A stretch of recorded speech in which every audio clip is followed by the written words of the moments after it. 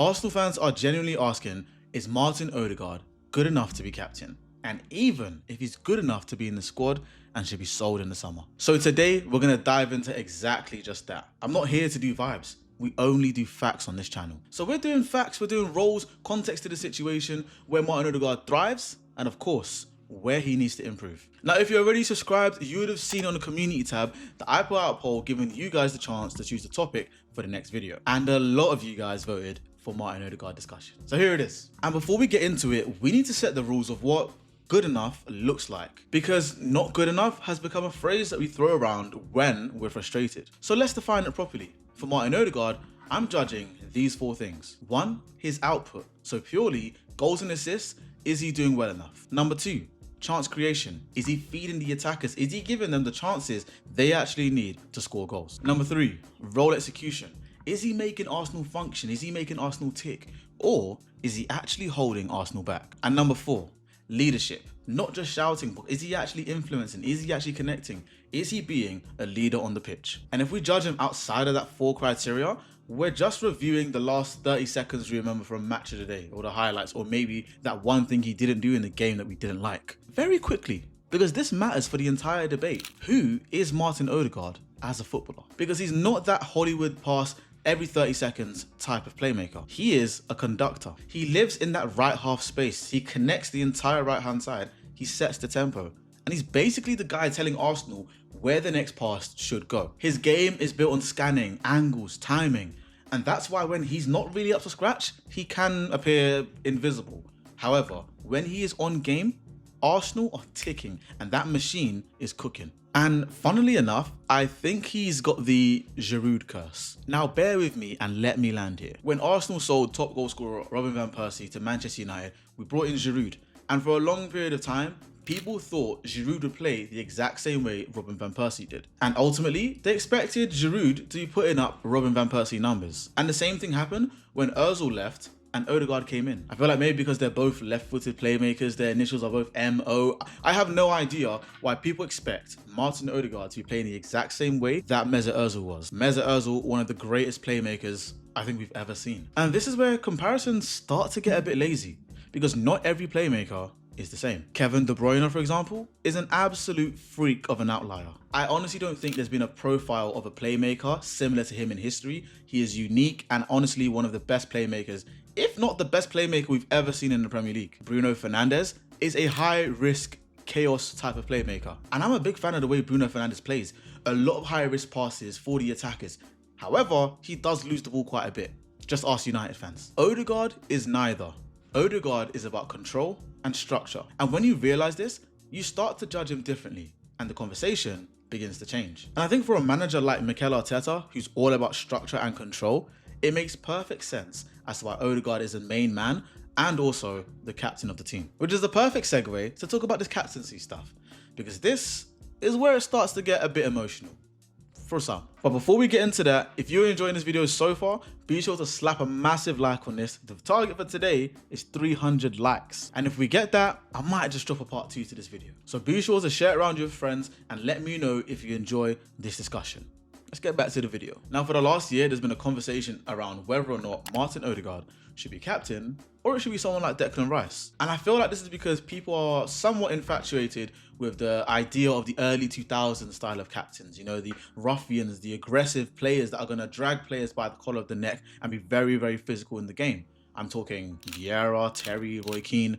The list goes on. But Arsenal and Arteta didn't choose Ødegaard as captain because he's the loudest in the room or the person that's going to drag Gabriel by the scruff of the neck. I'm actually laughing at the idea of Ødegaard roughing someone up, talk less of Gabriel, but you get what I mean. They picked him as captain because the entire squad backs him and the entire squad trusts what he can do on the pitch. And for me, I think that's far more important than what any fan or pundit says a stereotypical captain should be. Because here's the one thing about leadership. It's not necessarily about volume.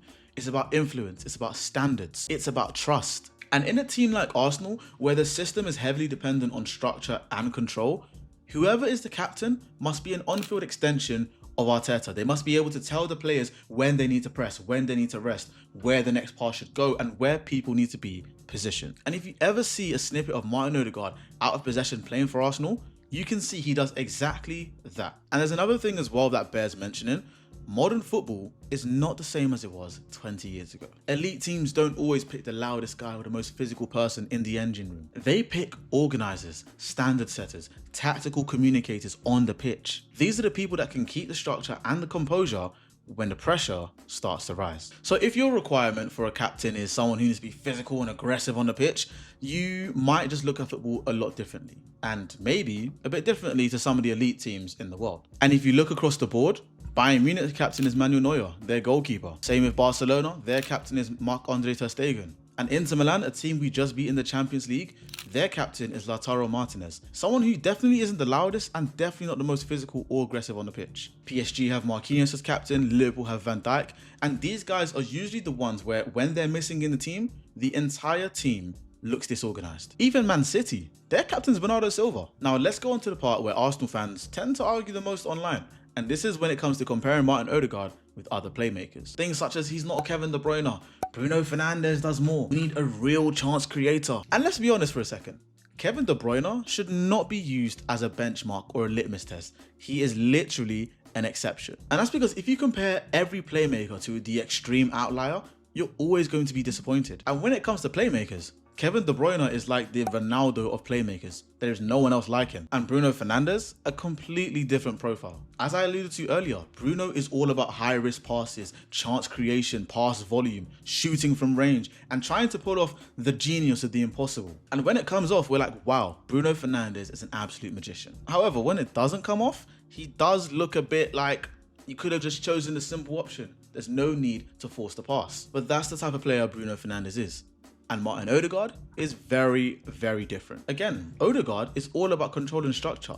That right-hand side, he sets the tempo of when they should attack, when the fullback should overlap or underlap, where Bukayo Saka is positioned. He sets the tempo at the level that Arteta wants. So when people start to show comparisons online between, oh, this is what a real playmaking captain looks like, and they show me Kevin De Bruyne, of course he's not going to put out the exact same thing that Kevin De Bruyne is doing.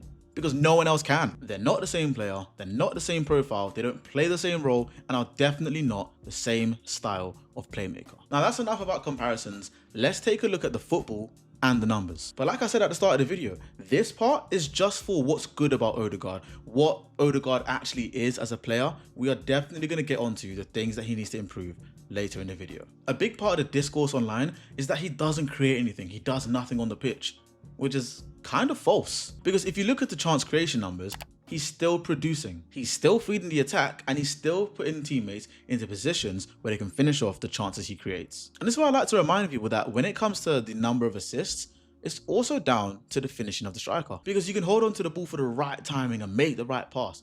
But if the striker doesn't score, you don't get an assist. And that doesn't erase the quality of the chance being created. So when we talk about Ødegaard's impact on the pitch, yes, we have to ask ourselves, is he creating chances? But then also, are the chances he's creating being finished off? Now, so far in the video, you guys might be thinking, this guy's biased towards Martin Ødegaard. But let me just tell you, I have absolutely no reason to be biased to Martin Ødegaard. I mean, it's not like I have a signed jersey or anything. So yeah, no reason at all. But that's why I can be honest about Martin Ødegaard. Because liking a player doesn't mean that I won't demand more from him. So here's my real critique of Martin Ødegaard. And if you love him as well, you'll agree with what I'm about to say. I want Ødegaard to take more risks with his passing. Sometimes he plays the safe connector pass. Sometimes he might just choose to play sideways rather than actually force the attacker to make a run with a daring through ball.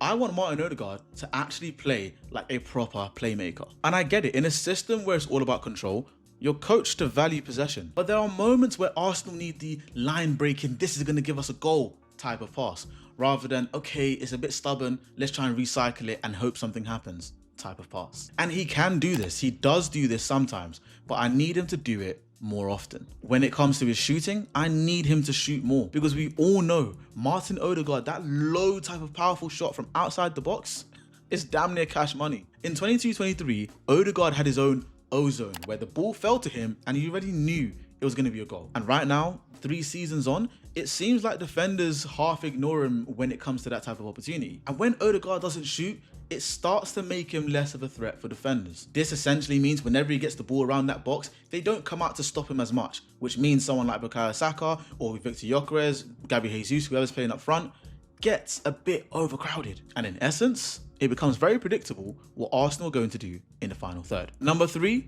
please, Martin Ødegaard, use your weak foot a whole lot more. And that's mainly because predictability is what kills top level midfielders. And even though I said I'm not going to use an outlier as an example, Kevin De Bruyne, you never would know, is he going to shoot with his right? Is he going to shoot with his left? Can he make the pass with his right or his left? He does both. Even Bruno Fernandes, who does risk a lot of possession with these daring passes, he does sometimes do it with his left foot. And even when you look at other high level creators, you know, Ryan Cherki, Jamal Musiala, Pedri, Bellingham, they are able to use their left and their right equally. If you only use your left foot when you're shooting and passing, defenders start to see you for exactly what you are. They show you away from your favorite angles, they block certain lanes, and that's mainly because they know if it goes onto his right foot, he is not doing a damn thing. So all in all, as well as being that connector, that tempo setter, that press initiator, I want him to be more unpredictable. More right foot shots if the lane opens up. More right foot passes when actually he can't do it with his left. And ultimately, more willingness to show his creativity,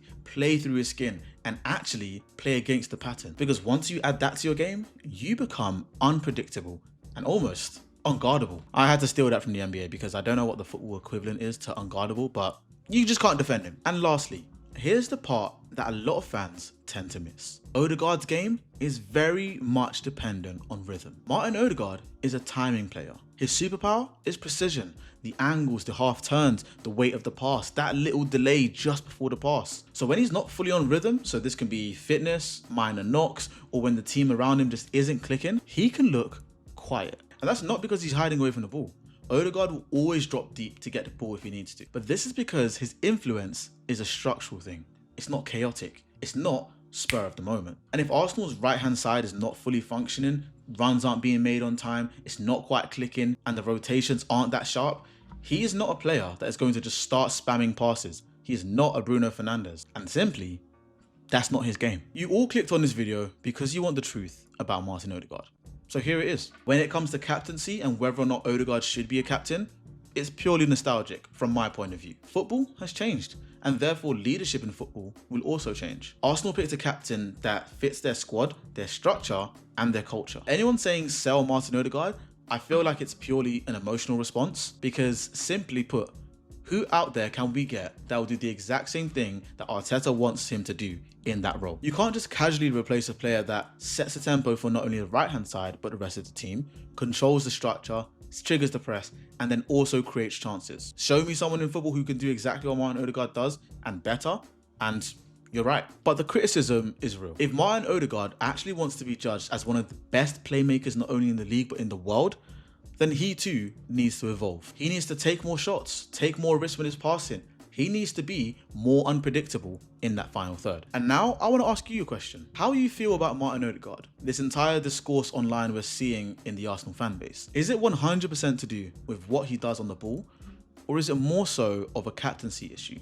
And simply put, the captain that Arsenal chose is not the style of captain that you would like. Drop your thoughts in the comments down below, and honestly guys, I want to know your opinions. And this is mainly because as much as I like Martin Ødegaard, I can admit there are flaws in his game. I can admit there are things that I'd wish he adds to his game. But because of that, this doesn't all of a sudden mean he's not fit to be a captain, and definitely doesn't mean that he's not fit for the team. Because with the squad that Arteta and Arsenal are assembling, I think it's quite clear.